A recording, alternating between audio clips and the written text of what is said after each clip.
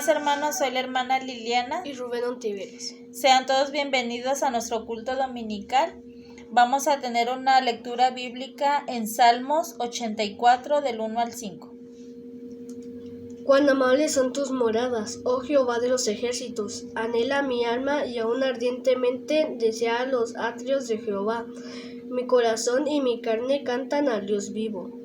Aún el gorrión halla casa y la golondrina nido para sí, donde ponga sus polluelos, cerca de tus altares. Oh Jehová de los ejércitos, Rey mío y Dios mío. Bienaventurados los que habitan en tu casa, perpetuamente te alabarán. Bienaventurado el hombre que tiene en ti sus fuerzas, en cuyo corazón están en tus caminos. Vamos a orar, hermanos. Bendito Señor y Padre nuestro, gracias te damos, Padre Santo, por un nuevo despertar, Señor. Te damos las gracias, Padre, porque hasta el día de hoy has tenido cuidado de nosotros, Señor. Te pedimos, Señor, que tú seas en este tiempo, Señor, que todo lo que se haga y diga, Señor, pueda glorificarte, Padre.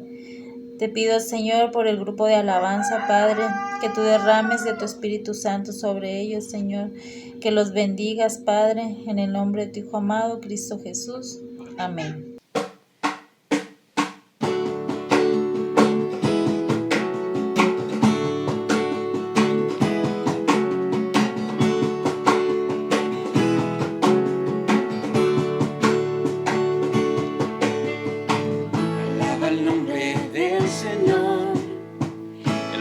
Con autoridad en su trono celestial, rodeado de alabanza está. Alaba a Dios por su poder, no hay otro como él. Con trompeta alábale, canta y danza para él. Todo lo que respire alabe a Dios, nuestro ser le alabe, todo lo que respire alabe a Dios.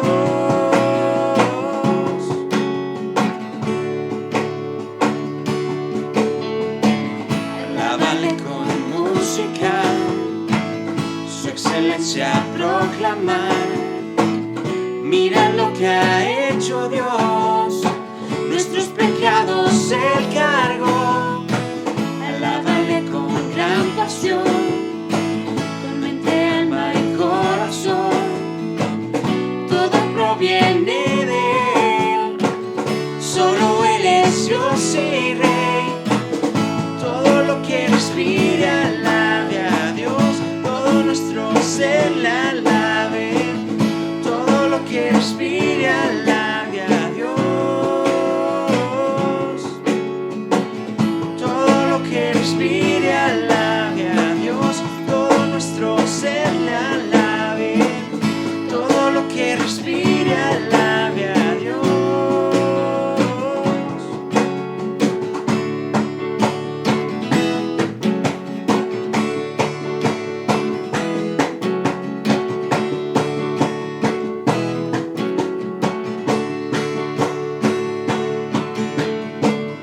Todo lo que respire alabe a Dios, todo nuestro ser le alabe. Todo lo que respire alabe a Dios, todo nuestro ser le alabe. Todo lo que respire alabe a Dios, todo nuestro ser le alabe. Todo lo que respire alabe a Dios. Todo lo que respire alabe a Dios, todo nuestro ser le alabe. Todo lo que respire alabe a Dios.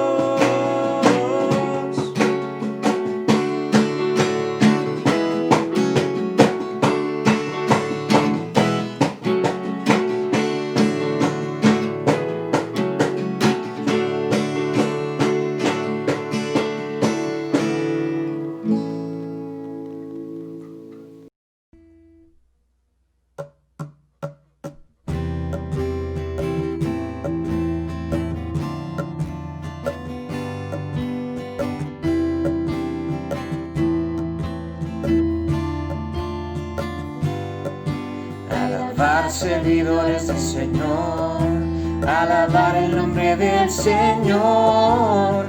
Bendito sea el nombre del Señor, desde ahora y para siempre. Desde la salida del sol hasta su ocaso, se ha alabado su nombre. Grande sobre todas las naciones el Señor, y por encima de los cielos su gloria, gloria. ¿Quién como el Señor nuestro Dios, que se sienta en las alturas y baja para ver los cielos y la tierra? Aleluya, los cielos y la tierra. Aleluya. Él levanta del polvo al desvalido, del estiércol hace subir al pobre, para sentarlo con los príncipes de su pueblo. Él asienta a la estéril como madre de hijos jubilosa. Grande sobre todas las naciones el Señor, y por encima de los cielos su gloria, gloria. ¿Quién como el Señor nuestro Dios, que se sienta en las alturas y baja para ver los cielos y la tierra? Aleluya, los cielos y la tierra. Aleluya. Amén.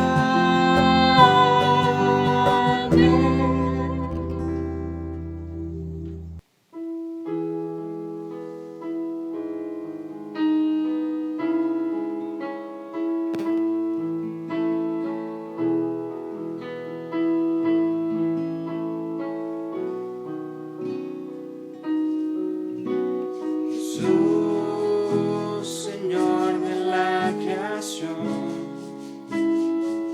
siendo en forma de Dios, se despojó de sí mismo y tomó semejanza de hombre, y siendo puro y sin mancha, entre nosotros vivió. Mismo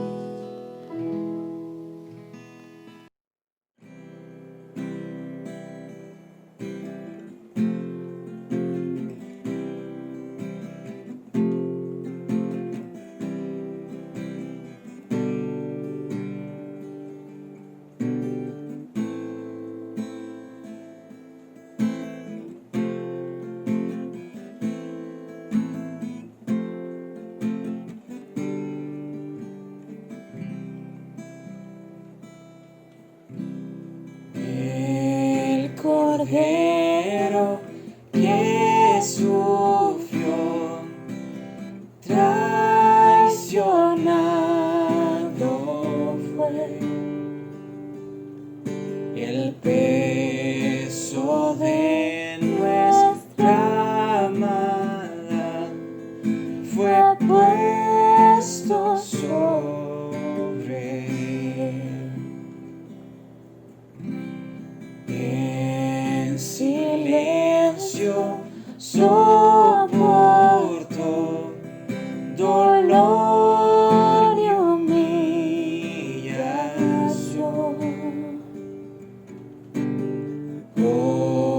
Obediente al Padre fue, la cruz por mí cargó. En aquella cruz me salvaste, derramaste ahí tu amor. Mi alma cantará, aleluya, gloria y honra a ti, Señor. Unigénito de Dios, viniste a redimir y perdonar a todo aquel que se acerca a ti. En aquella cruz me salvaste, derramaste ahí tu amor. Mi alma cantará, aleluya, gloria y honra a ti, Señor. Él pagó por mí, su perdón me dio, por la sangre que derramó en la cruz. El pecado ya no me puede atar, libre soy en él, libre en verdad. Él pagó por mí, su perdón me dio, por la sangre que derramó en la cruz. El pecado ya no me puede atar, libre soy en él, libre en verdad. En aquella cruz me salvaste, derramaste ahí tu amor. Mi alma cantará, aleluya, gloria y honra a ti, Señor. A la muerte él venció, la tumba abierta está. Aleluya, el Salvador, Jesús resucitó. En aquella cruz me salvaste, derramaste ahí tu amor. Mi alma cantará, aleluya.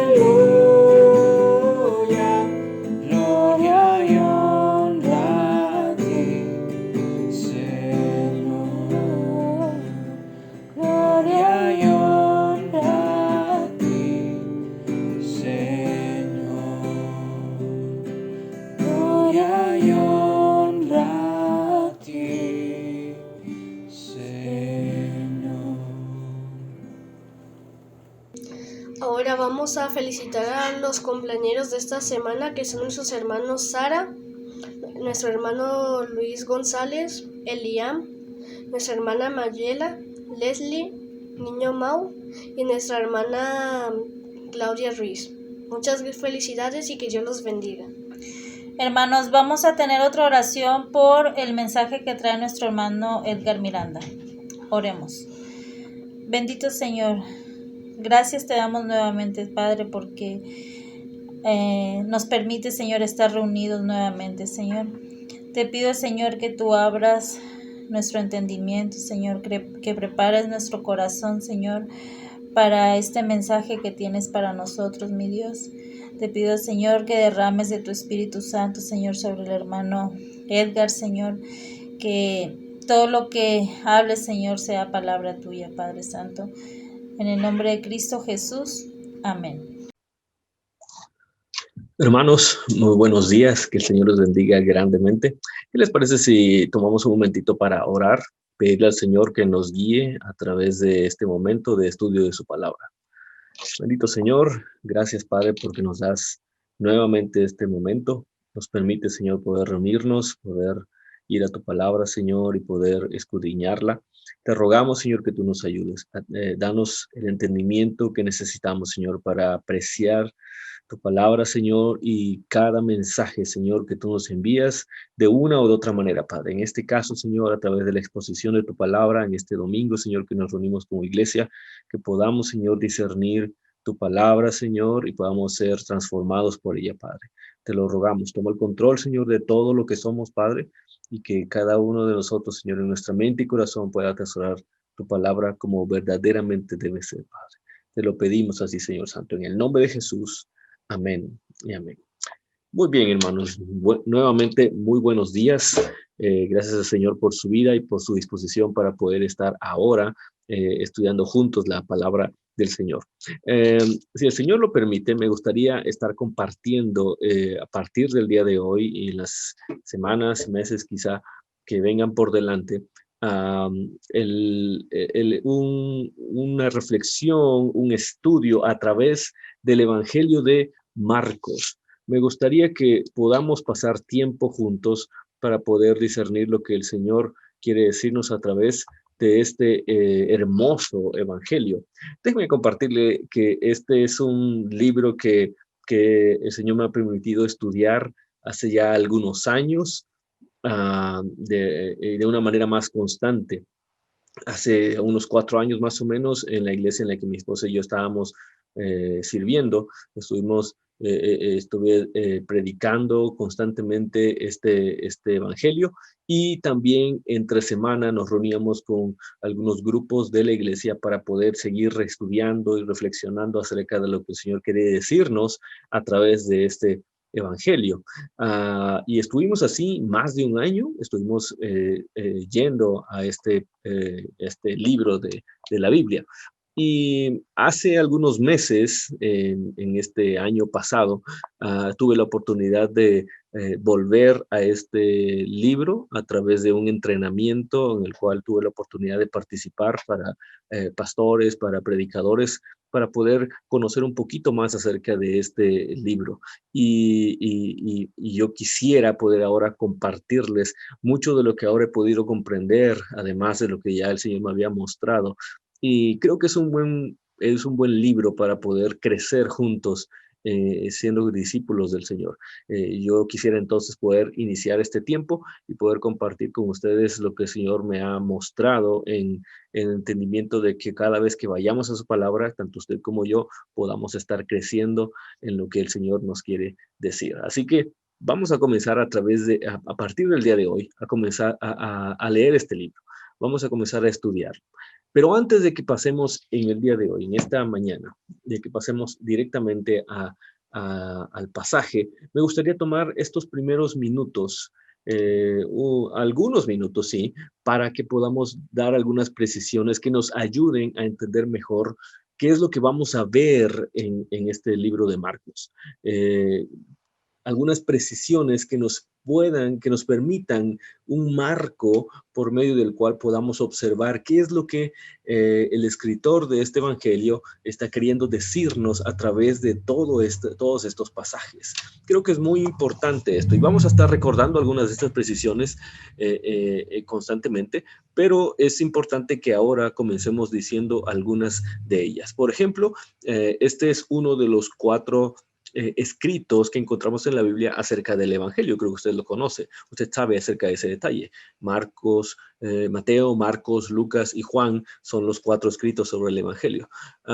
Por eso nos referimos entonces a este libro como el Evangelio de Marcos, pero no olvidemos que el mensaje del Evangelio está presente en toda la Escritura, no solamente en estos 4 escritos. La diferencia es que en estos 4 escritos se detalla la vida, el ministerio, la muerte, la resurrección de nuestro Señor Jesús, lo cual es el centro del Evangelio, el centro de esas buenas nuevas. El libro, por otro lado, cuando ya vamos a estudiarlo, nos vamos a dar cuenta que no dice quién lo escribió. Nosotros ya lo identificamos como escrito por Marcos, pero la historia temprana del cristianismo parece que es la que da la suficiente evidencia de que Marcos, específicamente el mencionado Juan Marcos, fue quien lo escribió bajo la supervisión del apóstol Pedro, y así es como se ha aceptado desde la historia temprana del cristianismo. Parece que se escribió entre los años 55 a 60 después de Cristo, y al parecer también fue escrito para los gentiles, es decir, personas no judías, creyentes no judíos, especialmente aquellos que se encontraban en la iglesia en Roma, quienes se encontraban sufriendo, padeciendo persecución, sufriendo por causa de Cristo, como quizá el resto de creyentes en ese momento histórico, pero parece que Marcos escribe a esta iglesia en particular. Era necesario entonces avivar la fe de estos creyentes en medio de todo este sufrimiento. Y Marcos lo hace a través de un escrito que les recuerda quién es Jesús, quién es ese Jesús al cual siguen. Recuerde muy bien esto. Parece que por ahí va el objetivo de Marcos al escribir este libro, el poder animar a los creyentes a través de recordarles quién es ese Jesús al cual ellos han decidido seguir. En el caso, cuando hablamos ya entonces de Marcos, tenemos que pensar que este era un creyente de una iglesia en Jerusalén, como se menciona allá en Hechos 12:12, y además era primo de Bernabé, un personaje frecuente ahí en el libro de Hechos y que seguramente usted habrá escuchado acerca de él en algunos momentos. Algunas particularidades de este libro es que es el libro más corto de los 4 escritos del Evangelio. Generalmente se acepta que fue el primero de ellos y que incluso los otros 3 evangelistas tomaron este escrito como base para redactar los suyos. Es un evangelio que enfatiza claramente, y es mi anhelo que usted pueda darse cuenta de eso mientras vamos estudiándolo, enfatiza claramente las acciones del Señor Jesús. Es curioso entonces que casi en este libro no vamos a encontrar enseñanzas del Señor Jesús como encontramos más milagros y sanidades que el Señor hace. Marcos está entonces mostrándonos evidencias de quién es este Jesús al cual estos creyentes habían decidido seguir, al cual nosotros hemos decidido seguir. Por eso algunos lo llaman el evangelio de la acción, porque se muestra más al Señor Jesús en acción a través de las sanidades y de los milagros. Y esto se nota no solo en que habla mucho sobre las acciones del Señor Jesús, sino en la forma en que está escrito. Usted seguramente va a identificarlo. Marcos pareciera que escribe sin pausas. No hay muchas transiciones de una escena a otra, sino que se mueve de un episodio a otro, de un hecho a otro, usando frecuentemente incluso la palabra inmediatamente o sus equivalentes. Y de eso nos habla acerca de esa intención de Marcos de mostrarnos las acciones del Señor Jesús para darnos evidencia de quién es Él. Los escritos sobre el Evangelio como este tenemos que entender también, por otro lado, que los escritos sobre el Evangelio, como lo es este que vamos a estudiar, no son solo narrativas sobre hechos históricos. Es decir, sí muestran hechos históricos, pero son mucho más que eso. Son, en realidad, más parecidos a una biografía. Son biografías, y las biografías, usted lo sabe también, hablan sobre la vida y la obra de una persona en particular. Y en este caso, entonces estamos entendiendo que son biografías acerca de la persona del Señor Jesús. Sin embargo, no son solamente biografías. Los evangelios no son solo biografías del Señor Jesús, son biografías teológicas.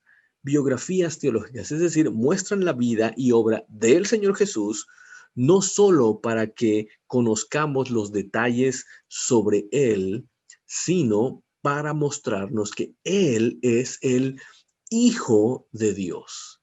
No solamente para mostrarnos cómo era Él, lo que Él hacía, como lo hacen el resto de biografías, sino para mostrarnos a través de estas cosas que Él es el Hijo de Dios.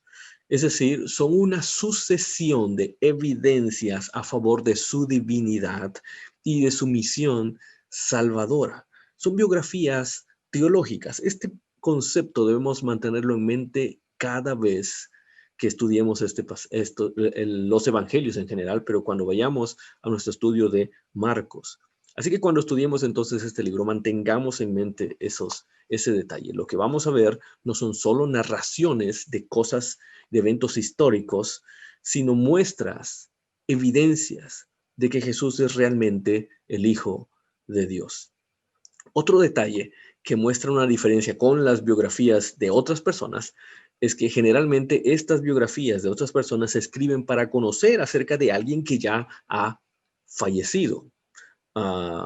No podemos conocerlo más, así que solo nos queda saber sobre esa persona a través de lo que alguien más ha escrito sobre ella. Pero en el caso del Señor Jesús, estas biografías nos muestran, sí, la personalidad, el carácter y además la divinidad de una persona que continúa viva y lo seguirá estando por la eternidad y con la cual podemos iniciar y fortalecer una relación a través de su propia biografía.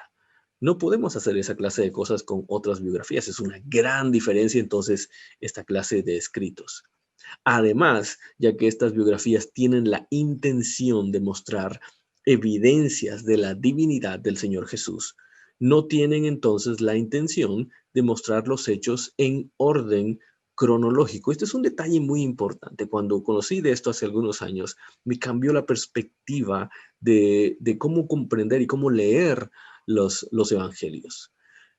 Cada escritor de los evangelios está escribiendo para indicarnos algo relevante acerca del Señor Jesús. Su intención, como lo acabamos de decir, es mostrar las evidencias acerca de quién es el Señor Jesús. Por tanto, cuando colocan estos eventos, no tienen la intención de mostrarlos en un orden cronológico. No es que pasó esto primero y lo demás. Es decir, los hechos mostrados en los evangelios no siempre se mostrarán como si se hubieran dado de una manera secuencial, porque ese no es el objetivo de los autores. Su objetivo era dar evidencias de la divinidad del Señor Jesús, recordémoslo. Por ello es que vemos en los evangelios que algunos pasajes están antes o después de otros descritos en los demás evangelios, o se muestran más o menos detalles que en otros evangelios. Si no comprendemos esto que acabo de decir, entonces estas cosas nos parecerán como incongruencias o como fallas, como errores en la Biblia. Pero no son ello. En realidad son la muestra de que cada escritor de los evangelios está acomodando esos hechos para mostrar que Jesús es el Hijo de Dios. Así que no lo olviden. Los evangelios son biografías teológicas, están llenas de evidencias acerca de la divinidad del Señor Jesús.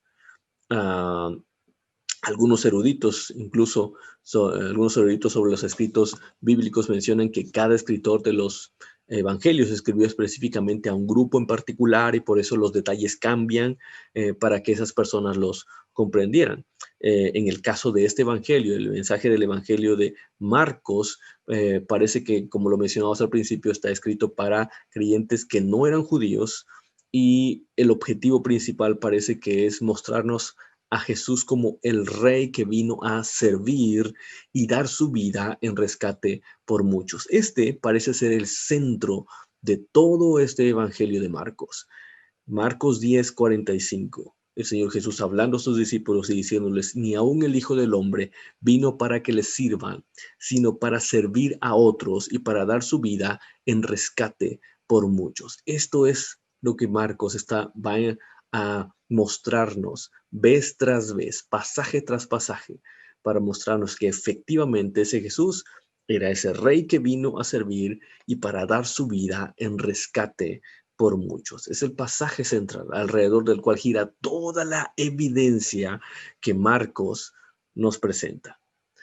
Así que habiéndonos tomado todos estos minutos que me parecen muy importantes para comprender todo lo que estaremos viendo, vamos al pasaje, vamos a ver qué es lo que Marcos nos muestra, cuáles son esas evidencias acerca del Señor Jesús en el Evangelio y bueno, ya que Marcos nos está hablando acerca de que el Señor es el rey que vino a servir y dar su vida en rescate por muchos, tenemos que comenzar diciendo que Marcos está hablándonos de que Jesús, o va a hablarnos en estos primeros 15 versículos, de que Jesús es el Hijo de Dios. Y ya desde el primer versículo, Marcos comienza a mostrarnos esta gran verdad con la cual él comienza y afirma categóricamente desde este primer verso. Dice el versículo número 1, principio del Evangelio fíjese muy bien en esto, de Jesucristo el Mesías, el Hijo de Dios.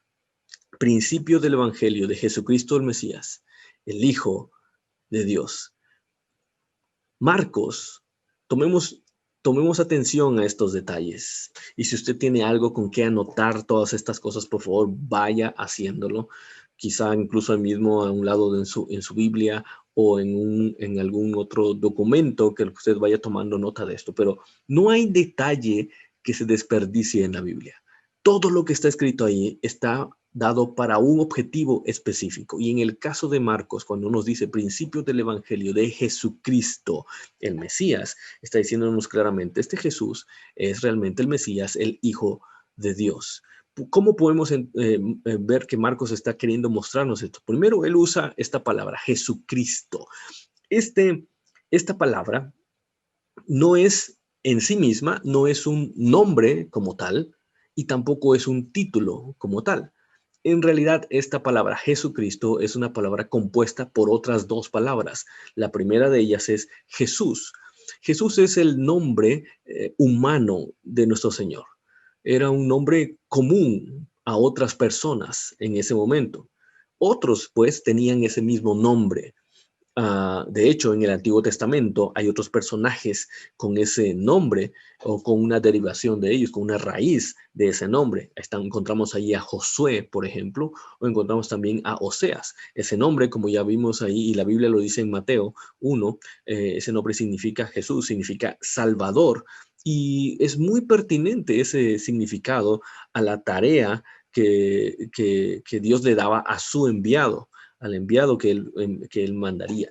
A este Jesús en la Escritura, a este Jesús histórico, en la Escritura muchas veces se le menciona como Jesús de Nazaret para poder diferenciarlo de otros. Era una forma en que la gente podía diferenciarse de otras personas a través de su procedencia o a través de sus oficios, a través de alguna seña incluso física, se tomaba el nombre y se mostraba algo más para poder diferenciarlos de otros. En el caso de nuestro Señor Jesús, se le muestra ahí como Jesús de Nazaret. Era el nombre como un ser humano, como un varón que vivía en esa región. Pero entendemos que este era el nombre entonces terrenal, humano de nuestro Señor Jesús. Así que hasta ahí encontramos que Jesucristo tiene como primera palabra Jesús, es el nombre humano. Por otro lado encontramos Cristo. ¿Qué es Cristo? Bueno, este no es un nombre. no es un nombre como tal. Este es más un título. Es la forma griega de la palabra Mesías. Mesías, que significaba ungido. Es la forma griega. En este tiempo entendemos que Marcos y el resto de la iglesia se movían en un ambiente en el mundo en el cual ciertamente ellos tenían su lengua en su región, pero en la lengua que predominaba en el mundo, digamos, conocido era el griego. Por tanto, Marcos también escribe en griego, pero también se identificaban muchas cosas en la vida común en este idioma. Entonces, Cristo es la forma griega de Mesías, y Mesías significa ungido. Era una referencia entonces a aquellos ungidos, que era aquellos ungidos por Dios. Cuando alguien históricamente era ungido por Dios en un ritual específico y por el sacerdote o por la persona indicada por Dios, era una evidencia clara de que Dios mismo lo estaba eligiendo y apartando para una misión específica. Recordemos muy claramente eso. Ser ungido significaba que Dios te estaba llamando para una tarea específica. Ser ungido entonces era que alguien llegaba y derramaba aceite sobre tu cabeza y ese te ungía con esa sustancia, y ese ritual significaba entonces visiblemente y claramente para todos que Dios te estaba eligiendo para una tarea específica, que generalmente era una misión de salvación o de liberación para su pueblo. Encontramos mucho de esto, por ejemplo, en el libro de los jueces. El libro de los jueces está lleno de las historias de estos ungidos. El propio rey David fue uno de estos ungidos, ¿no? Y Dios los levantaba para poder luchar en contra de los enemigos de su pueblo y poder liberarlos. Entonces, Dios enviaba a estas personas cuando su pueblo, generalmente por desobediencia a Dios, caía en manos enemigas y necesitaban ser liberados. Eran oprimidos de tal forma que clamaban entonces a Dios, y Dios enviaba a estas personas. ¿Cómo los identificaban? Nuevamente, ungían sobre su cabeza, y entonces estos eran los Mesías, los ungidos de Dios. Y llega el momento en que el Señor muestra que algún día enviaría a un Mesías, su ungido, para liberar definitivamente a su pueblo. Esta promesa había estado presente por siglos antes de que el Señor Jesús naciera. Y los judíos conocían esas profecías, esperaban a este Mesías, a este libertador, pero la diferencia es que ellos pensaban que vendría a liberarlos del imperio romano, que era el opresor en turno en ese momento. No percibían que el Señor estaba prometiendo a un libertador distinto para una opresión distinta. Este Mesías al cual el Señor estaba prometiendo que enviaría sería Dios mismo. Sería Dios mismo liberando a su pueblo de su principal opresor, que era su propio pecado, su propia desobediencia. Así que cuando encontramos en este primer versículo que Marcos se refiere a Jesús como el Cristo, está diciendo que Él era esa persona a quien Dios había prometido que enviaría para liberar a su pueblo de sus pecados. Marcos está conectando, digamos, históricamente a esta persona, a este ser humano, Jesús de Nazaret, el hombre, con el Cristo, el enviado de Dios y Dios mismo, y entonces le llama Jesucristo. Y no solamente eso, vemos en el mismo versículo que Marcos lo llama Jesucristo el Mesías. Jesucristo el Mesías. Jesús el ungido, Jesucristo, por si no les queda claro a los griegos o a los judíos, este Jesús es el enviado de Dios. Y aún más, por si fuera poco, Marcos remata diciendo Jesucristo el Mesías, Hijo de Dios. Cuando Marcos está haciendo esta declaración y está colocando todo esto junto, Marcos le está declarando enfáticamente que este hombre del cual él va a hablar en el resto de su escrito es y siempre va a ser así, Jesús, el Mesías prometido, el enviado de Dios, el Hijo de Dios. Es como si Marcos desde el principio, desde las primeras líneas de sus evangelios nos dijera claramente, yo, Marcos, les presento a Jesús, el ungido de Dios, el Hijo de Dios mismo. Jesús de Nazaret es el Hijo de Dios. Y a partir de aquí, Marcos comienza a mostrarnos evidencias de que Jesús efectivamente es el Hijo de Dios. ¿Cuáles son esas evidencias? Bueno, antes de pasar a la primera de ellas,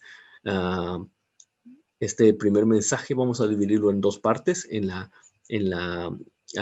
segunda parte la vamos a ver, si el Señor nos lo permite, hoy por la tarde.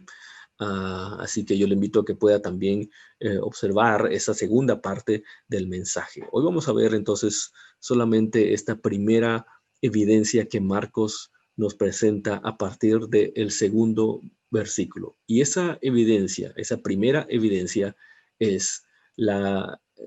tiene que ver con las profecías acerca de Jesús. ¿Cuáles son las evidencias que Marcos nos presenta acerca de que Jesús es el Hijo de Dios? Bueno, la primera tiene que ver con las profecías acerca de Jesús. Él nos presenta estos versículos. Dice en el versículo número 2, como está escrito en el profeta Isaías, he aquí yo envío mi mensajero delante de ti, el cual preparará tu camino. Voz del que clama en el desierto, preparen el camino del Señor y hagan derechas sus sendas. Una primera cosa que tenemos que decir aquí es que Marcos entonces está dando como evidencia de que Jesús es el Hijo de Dios lo que las profecías decían acerca del Mesías. Pero este pasaje, aunque este pasaje apunta a Juan el Bautista como ese mensajero, no perdamos de vista que había una razón para que se presentara ese mensajero. Es decir, en estas profecías no se está hablando acerca de Jesús. Se está hablando, como vamos a ver más adelante o por la tarde, está hablando acerca de Juan el Bautista. Pero la razón por la que aparecería Juan el Bautista no era él mismo, sino porque él iba a estar introduciendo en la escena del mundo a el enviado de Dios. Así que esa razón era que estaba a punto de aparecer este Mesías enviado por Dios. Por tanto, Marcos está mostrando que estas profecías, en relación con la aparición de Jesús en la escena pública de Israel. Este era el Mesías porque ya había aparecido su mensajero antes de él, como las profecías lo indicaban.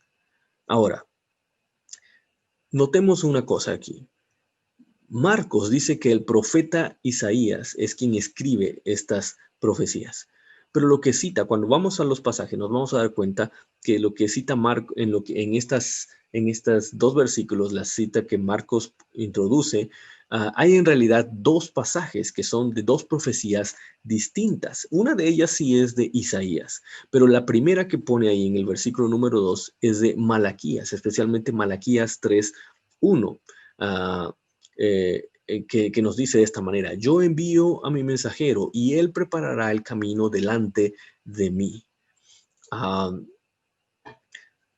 Para que podamos comprender por qué Juan, o por qué es relevante esto, y por qué esto es una evidencia de que Jesús es el Hijo de Dios, tenemos que darnos cuenta por qué Malaquías escribe eso y en qué momento histórico. Malaquías era un profeta que hablaba entonces de parte de Dios hacia el pueblo de Israel.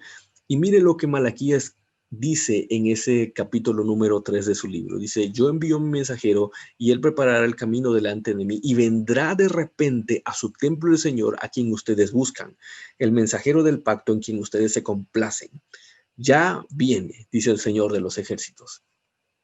Pero ¿quién podrá soportar el día de su venida? ¿Y quién podrá mantenerse en pie cuando Él aparezca? Porque Él es como fuego de fundidor y como jabón de lavanderos. Y Él se sentará como fundidor y purificador de plata, y purificará a los hijos de Leví y los acrisolará como a oro y como a plata, y serán los que presenten ofrendas en justicia al Señor. Entonces será grata al Señor la ofrenda de Judá y de Jerusalén, como en los días de antaño y como en los años pasados. Me acercaré a ustedes. Fíjense, es el mismo Malaquías diciendo que vendrá el mensajero de parte de Dios. Dice: me acercaré a ustedes para el juicio y seré un testigo veloz contra los hechiceros, contra los adúlteros, contra los que juran en falso y contra los que oprimen al jornalero en su salario, a la viuda y al huérfano, contra los que niegan el derecho del extranjero y los que no me temen, dice el Señor de los ejércitos.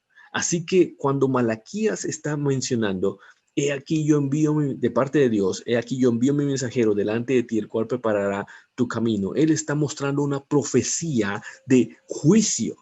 La llegada de este mensajero que Malaquías menciona significaría que el Señor está pronto a hacer juicio sobre la tierra. Era una muestra de que la justa ira de Dios estaba cerca. Se daba esta profecía, de acuerdo a lo que hemos leído, y usted puede verlo ahí en Malaquías 3, todo Malaquías, pero Malaquías 3 nos dice que el pueblo se encontraba muy cómodo, con una falsa seguridad en lo que ellos hacían, pero en realidad habían llegado a insensibilizarse tanto con su pecado que ya no percibían lo malvados que eran. Es ahí cuando Dios les reclama por robarle en los diezmos y las ofrendas. Usted recuerda ese pasaje, ¿verdad?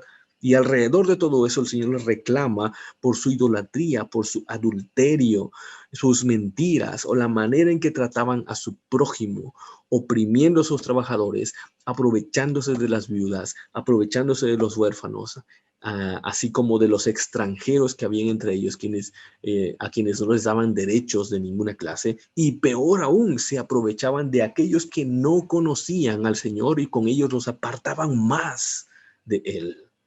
Así que la llegada de este mensajero, según lo que Malaquías nos dice, significaría que el Mesías estaba pronto y que esa llegada de ese Mesías supondría juicio para el pueblo por su maldad. Marcos nos está diciendo entonces que Jesús es el Hijo de Dios porque ya su mensajero está aquí, pero que su llegada implica el juicio de Dios sobre nosotros.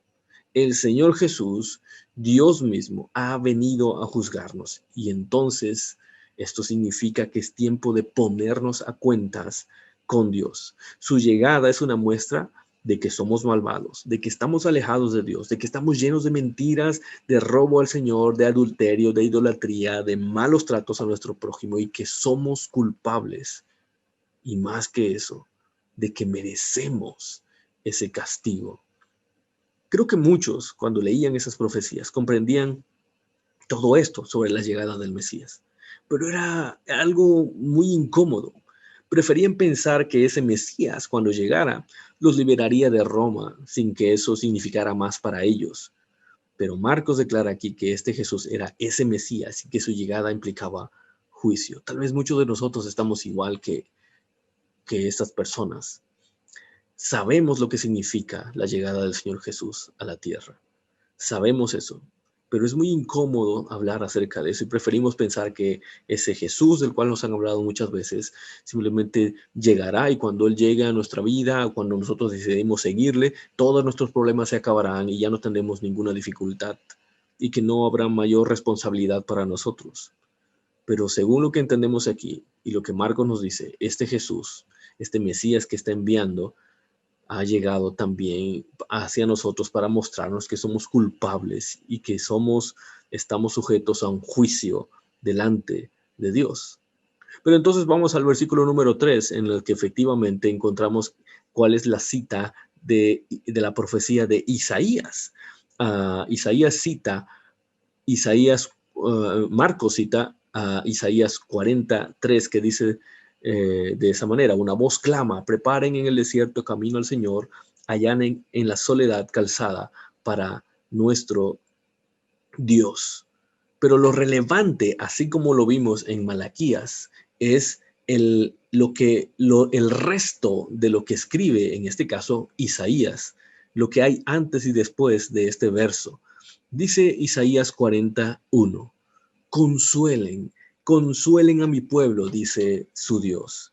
Hablen al corazón de Jerusalén. Es decir, hablen a su ánimo.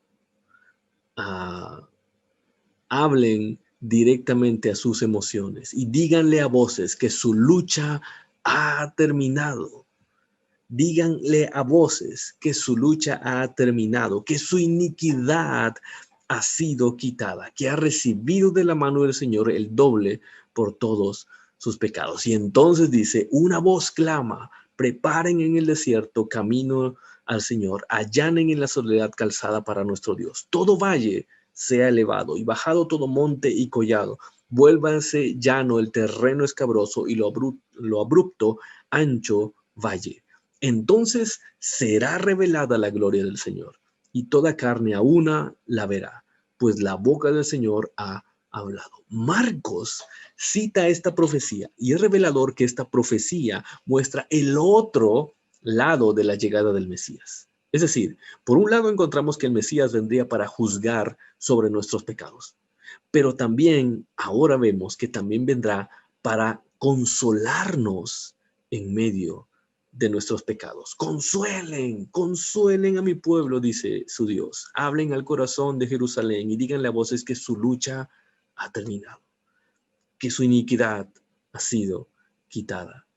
Jesús, el Cristo, ha venido para mostrar que nuestra lucha, que nuestra principal lucha ha terminado, que nuestro pecado, nuestro principal problema ha sido quitado.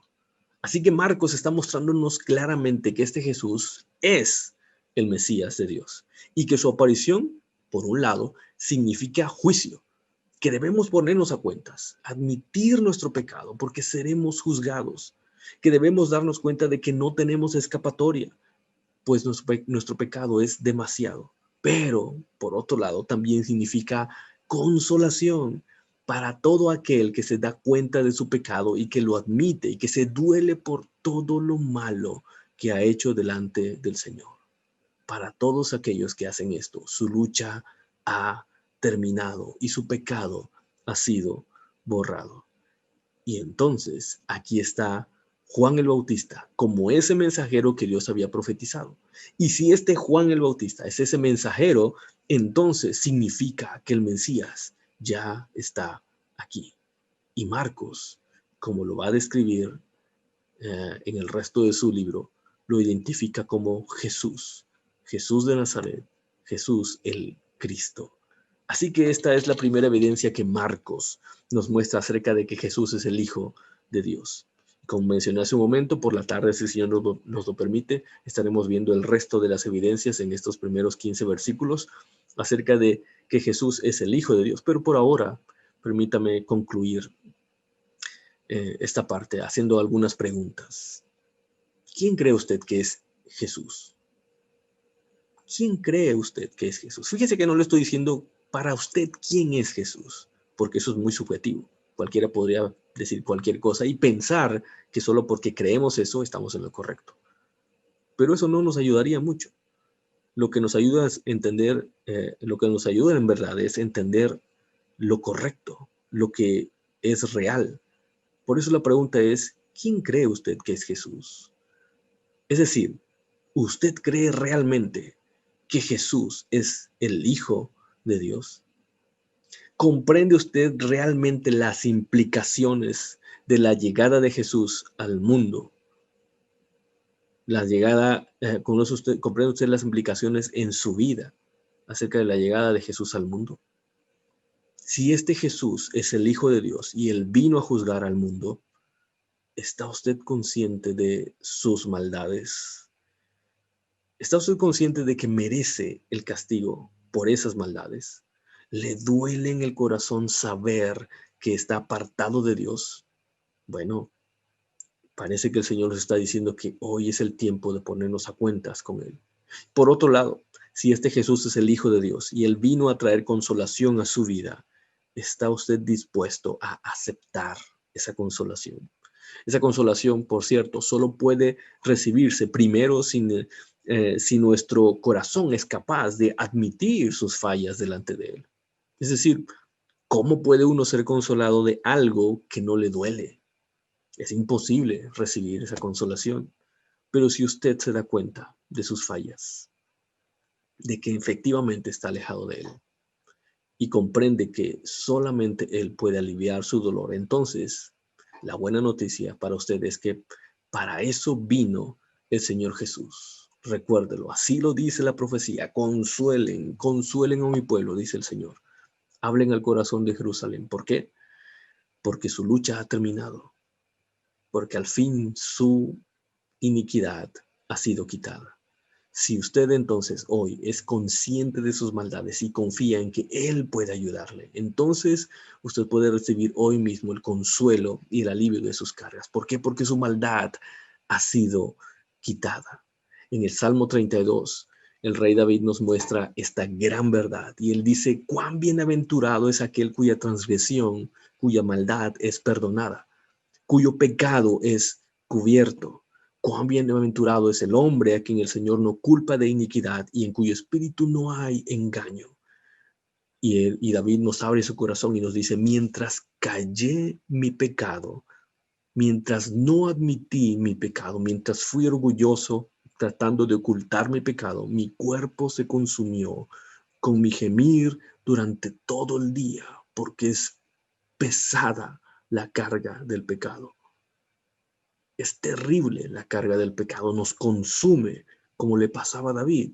De día y de noche, dice, tu mano pesaba sobre mí y mi vitalidad se desvanecía con el calor del verano. Se consumía incluso físicamente, David. Pero entonces, dice David, te manifesté mi pecado y no encubrí más mi iniquidad.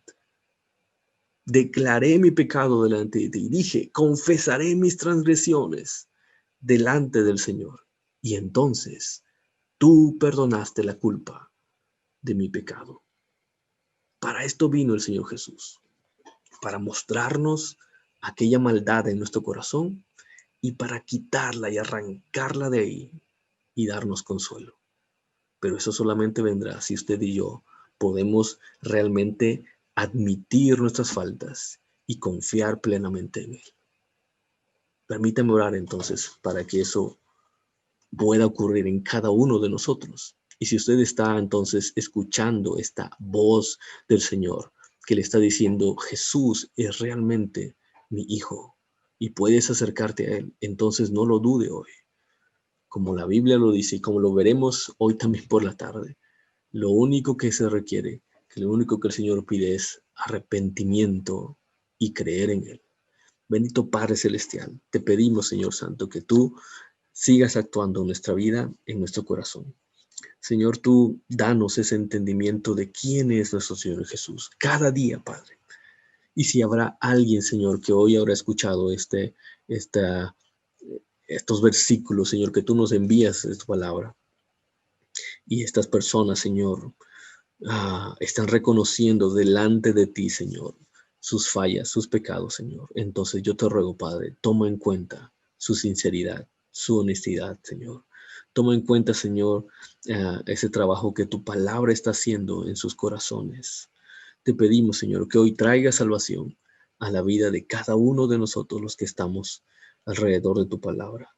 Señor, especialmente, Señor, habla en la vida y la mente, el corazón, Señor, de aquellas personas que aún no han reconocido a nuestro Señor Jesús como tu Hijo, Padre.